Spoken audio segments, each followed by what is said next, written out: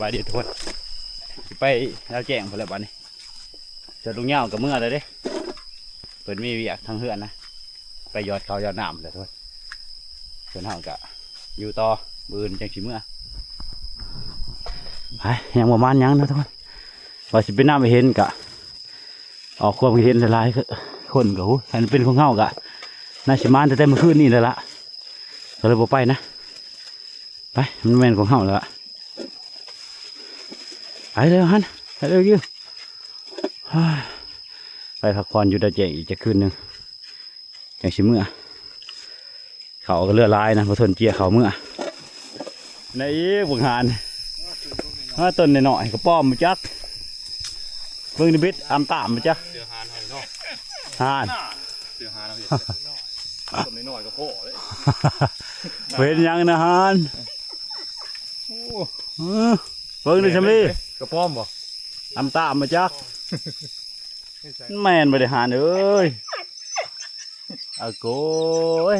หานเฮ็ดแล้วหานลูกน้องเป็นเลยบาดเด็ดแม่นได้ดิคะแนนนี่ได้เบิ้งเลยมันไม่ได้มียังเลยหานในต้นนี่เบิ้งซองเห็นตะเวน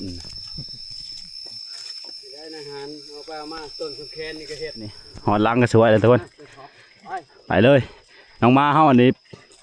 ถนัดขันระบบแถวด่านนัดจะป่าน้ำล้างเนาะไปแล้วจะไปอยู่ดาวแจงไปแล้วเพิ่นหมักด่านก็จะพาอยู่ด่านดาวแจงหลุดกันละหากินเขียดหมูหินเท่านะคนอยู่เนี่ยไม่ได้เฮงนี่เขาเมื่อมาเช้านี่ได้นี่เขาซานสะนี่โธ่เขาอยู่นี่เฮ้ยไฟยังไม่ทันดับอยู่เด้เขายังอยู่นี่บุจักโอ้ยมาหนึ่งสี่ครั้งหนึ่งไฟยังไม่ทันหมอดอยู่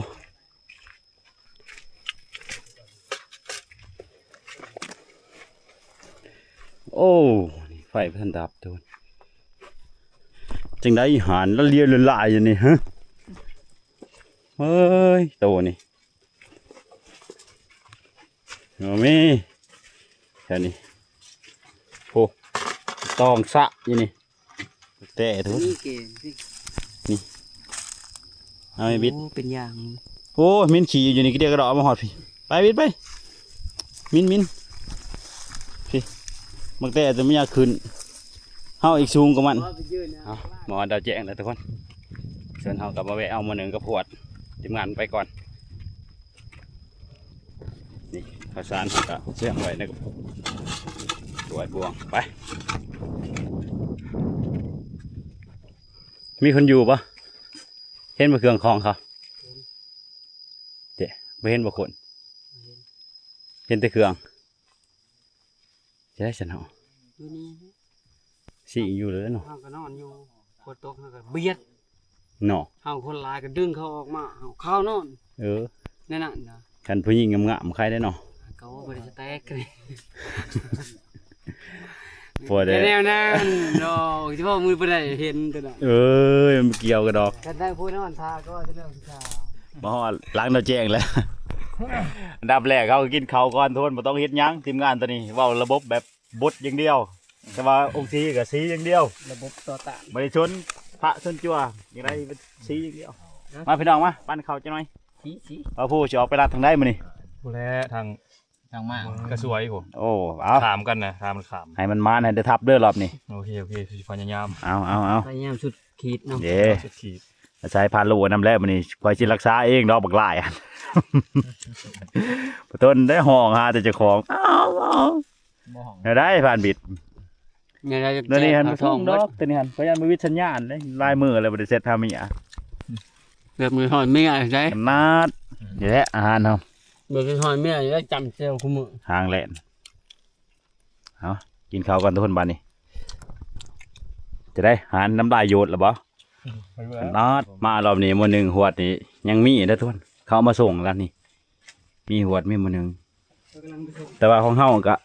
เอามานะเฮามาอาหารมันบ่มีดินี่กันนี่มันก็อยู่นี่ไม่ต้องเอามือหนึ่งมานี่หัวตรงนี้แต่เอาไปใส่ดอกของเฮาก็มี เอาโอ้ไปพากันออกหาลาดแรงกันทุนบัดนี้พาน้องมาเลาะว่าง่ายคือหาเลาะชมบรรยากาศชมวิวซั่นซะกันสิวางนั่นวางนี่ก็อย่าไปคิดเพราะอันนั้นก็ออกไต่ตามมาเลยอันนี้จะเลาะลงไปหลุมเลาะลงหัวแล้วก็มันค่ำแล้วก็ไต่ตามมาเลยพอได้แต่เบิ่งวิวบรรยากาศอะไรทุกคนมานี่ที่มานี่อย่างเดียวมันนี่เฮาก็ยังโมโหกันนะทุกคนถ้าลุ้นติดตามกันกันเสียหายที่สร้างผลงานอย่างอีกมันนี่ที่ตัวพันวิทย์อูดทำตัวใดอีกดิรอบแรกนี่เอาถ้าลุ้นนำกันทุกคนรอบนี้มีแต่ลุ้นกับลุ้น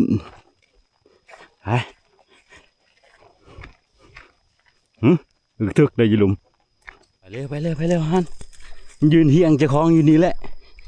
มึงให้กูโชว์มึงปะไปไว้ยังให้แย่งเจ้านี่บ่ฮะจะเป็นน้อหานเอ้ยเบื่อแล้วละเบิ่งเจ้าหันไอ้โลดไอ้ใกล้ๆกูนี่ได้ไปได้ลูกพี่โอ้ยเนาะแต่เดี๋ยวนี้ครับทนดึกไก่กระตากี่ลุมด้วยไปเอาก็ลงนี่แหละไปลงเร็วชูเร็วไปลงไว้ลุยลายเท่านี้บักหลายจะลงเป็นลายลงเป็นโตลงเป็นคนตก มันก็ลงได้คือการห้อยเห็น เป็นแพง เล็บมือจางเลย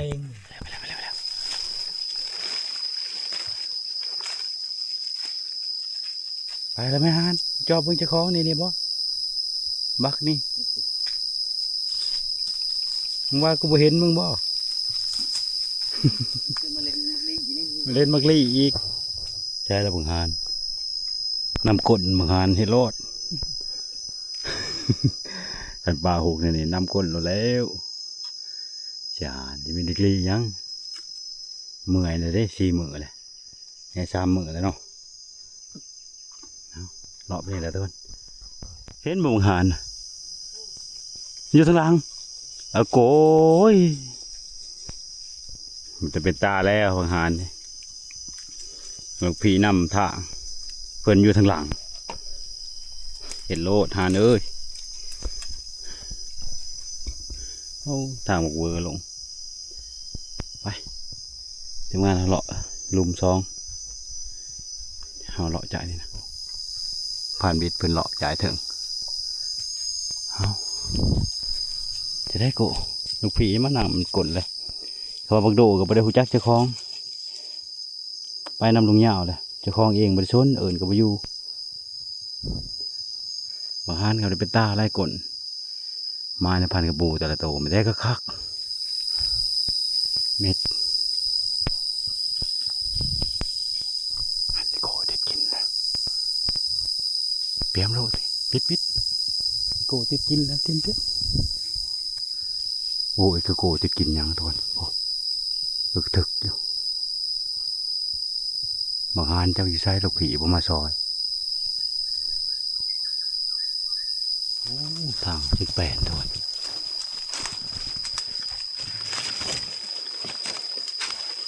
มีแต่เหม็นเราเวอร์เที่ยว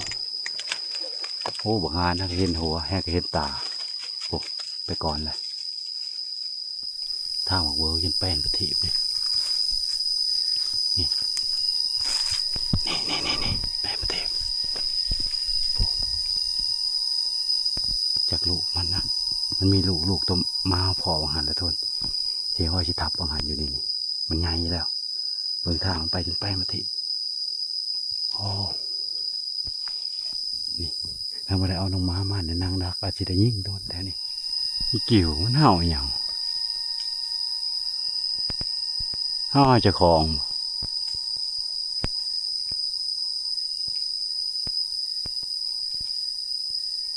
เห่าอย่างกิ่ว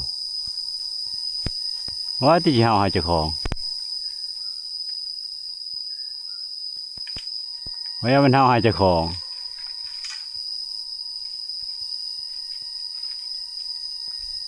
มาพายอีกเลยอยู่ถึงโอ้ยแต่ผูกขากไปขึ้นคันนี้ ให้เลาะพอเมื่อยมันยังหกอยู่นะ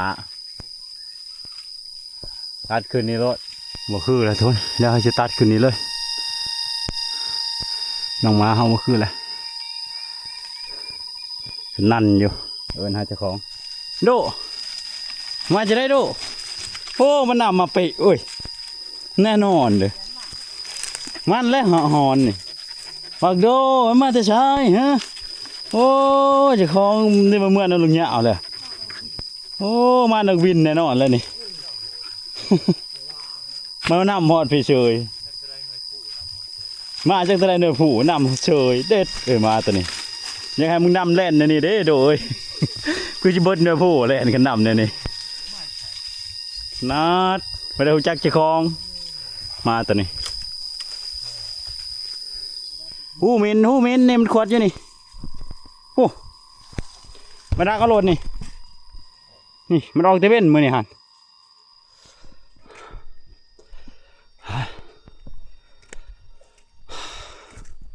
บรรยากาศตอนแรกทุกคน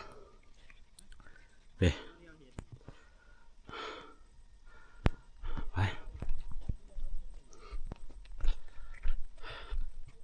เอาปลูกอยู่ในเป็นได้นี่เป็นอยู่ได้จะได้กินหมากบ่ถารุ่นทำกันแทนเบิดตึกมักแตงบ่เป็นนะยันงัวและเฉดเวียกเอาอยู่ลินนี่จนคำทุนเขาจะเอาไตตา2คนกับพานโหลนะทุนจนพันบิดกับพันสุรีกับเมื่อบอลโคมเบิดแหละโอ้ออกมาเมื่อนำนะเขาสีเลาะเงื่องตามจ่ายกับพานโหล2คนแล้วจะลงนี่ไปฮานไปแม่เบิ้งมาแม่เมื่อแม่ไปแม่เบิ้งเดี๋ยวเขาสิยังตามจ่ายนะเลาะจ่ายไปเลยน้องมากอะ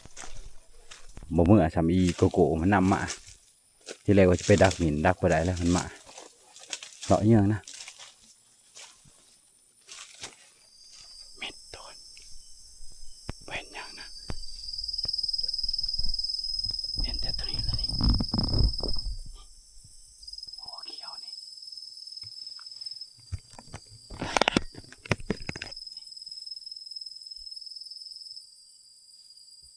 เสียงแลนอยู่ลมโดนแลนไปบนนะก็ยันเมนนะยันเมนโดนแลนย้ายลมเอาอย่างละตาเวน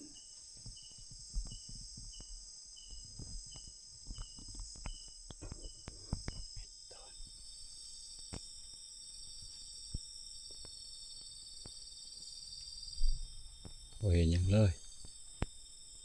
หิวน้ำพอหิวน้ำนะบ้านนี่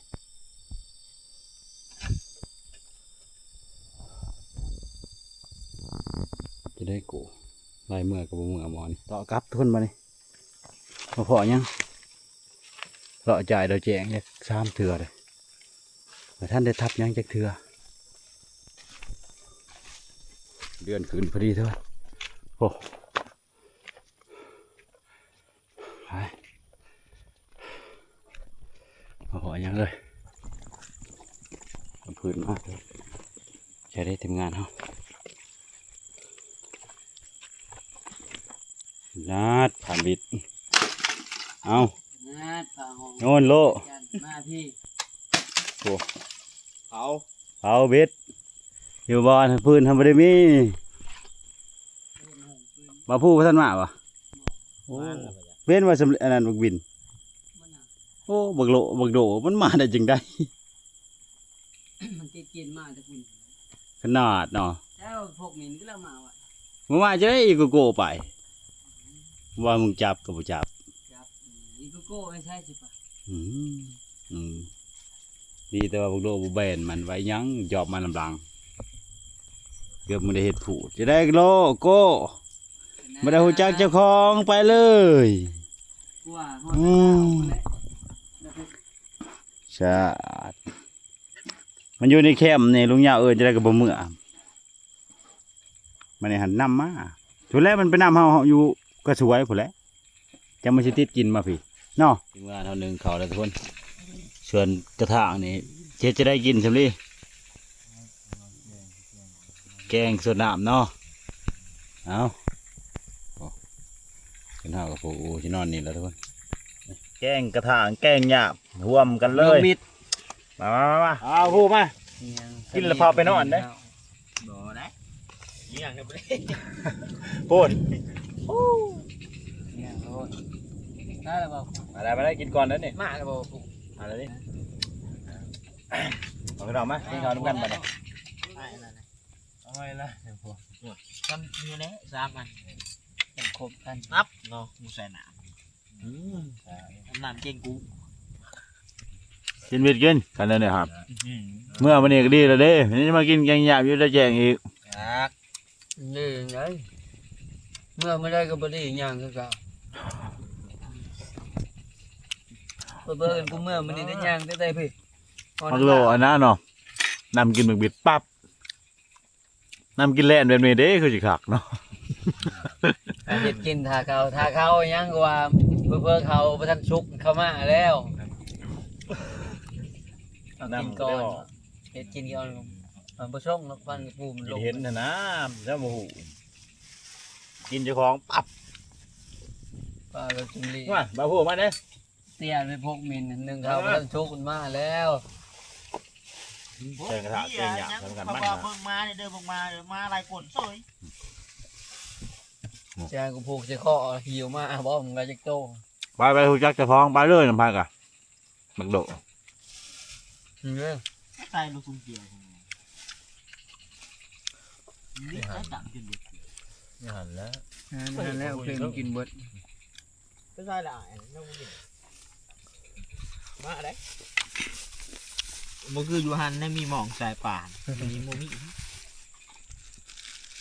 จีบใส่ในใส่น้อง เจ้ากบ ฝนตก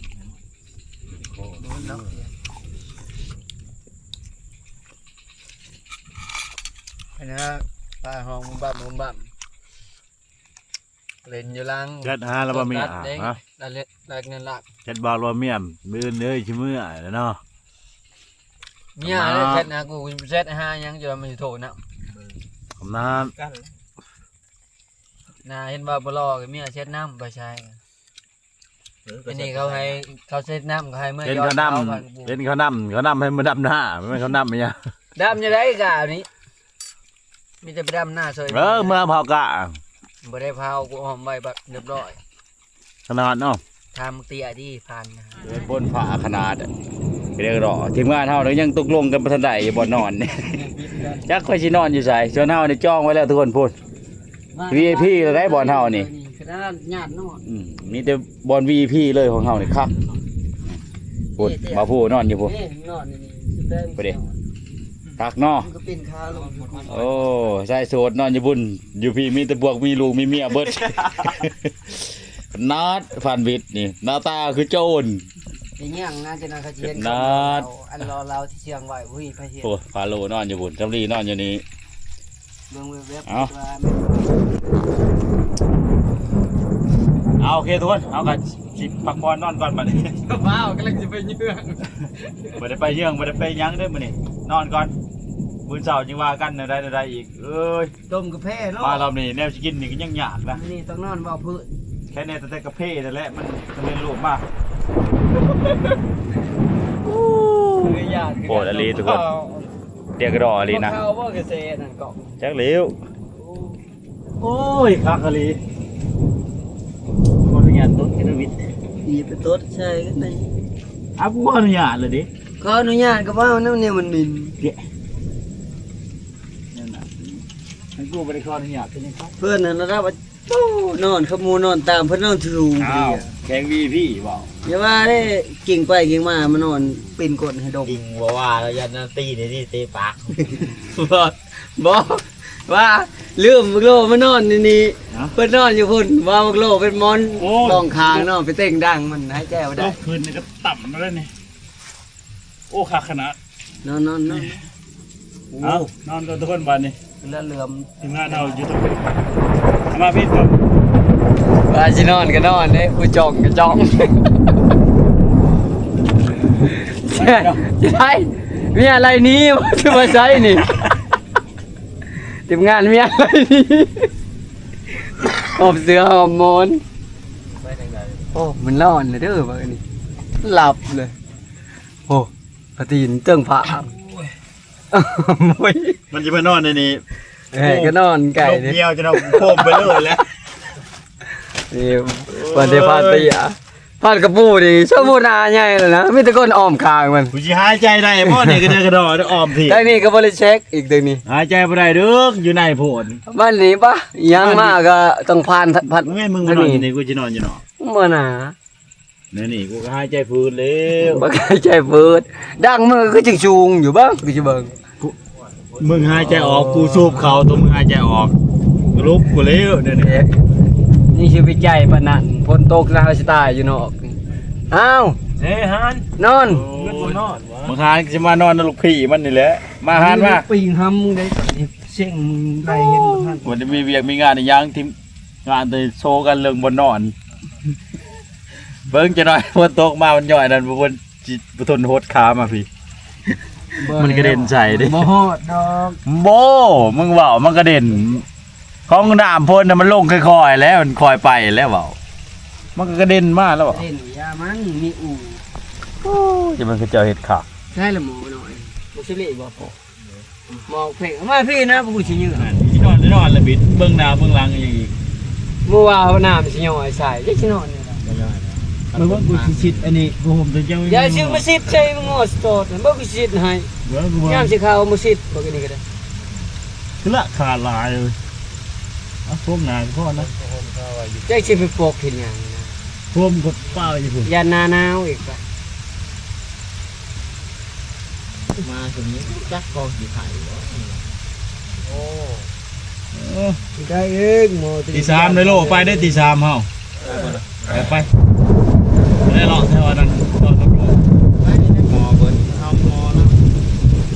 เอาบ่พูดกันเลย